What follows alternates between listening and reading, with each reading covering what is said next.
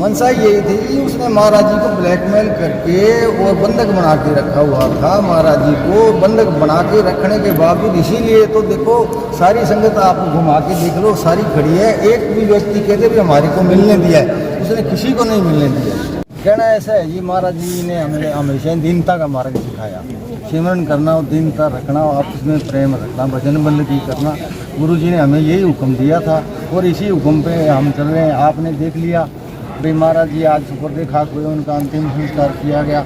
लाखों की संख्या में लोग थे, किसी ने कोई शोर शराबा नहीं किया। यही हमने संगत से प्रार्थना की थी, यही प्रशासन ने हमारे से प्रार्थना की थी। हमने प्रशासन का सहयोग किया, प्रशासन ने हमारा सहयोग। बाबा जी के बाद अब जो कोई भी गद्दी पे बैठेगा उन्हें आप लोगों की तरफ से किस प्रकार से कैसा प्यार दिया जाएगा? देखो, संगत को प्यार तो वैसा ही मिलेगा जी जो पहले था।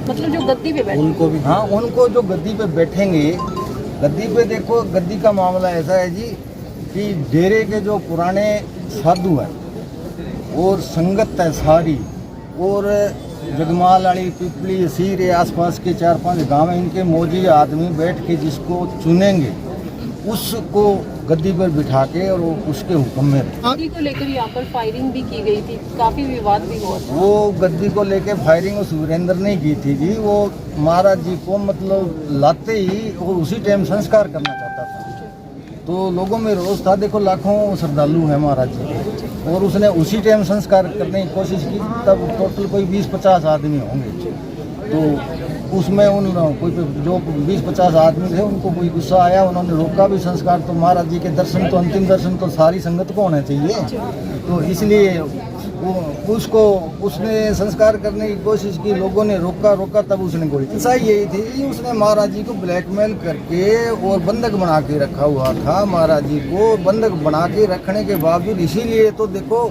सारी संगत आप घुमा के देख लो, सारी खड़ी है। एक भी व्यक्ति कहते भी हमारे को मिलने दिया है, उसने किसी को नहीं मिलने दिया। नहीं, संगत तो ये आप पास ही खड़ी है जी, पूछ लो भाई संगत क्या चाहती है।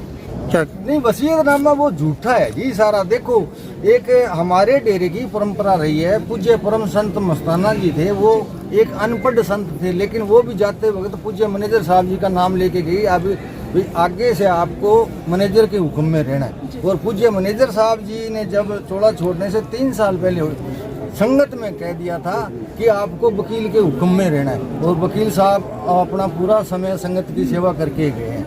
और अगर वकील साहब उसको देना चाहते तो वकील साहब को किसी ने रोका थोड़ी था। वकील साहब की गद्दी थी, हमें तो मंजूर था, वो किसी को कह देते, लेकिन उन्होंने बोल के तो कहा ही नहीं किसी को, ना कोई संगत में कहा, ना किसी व्यक्ति विशेष को कहा, किसी को नहीं कहा भाई इसको हम गद्दी दे।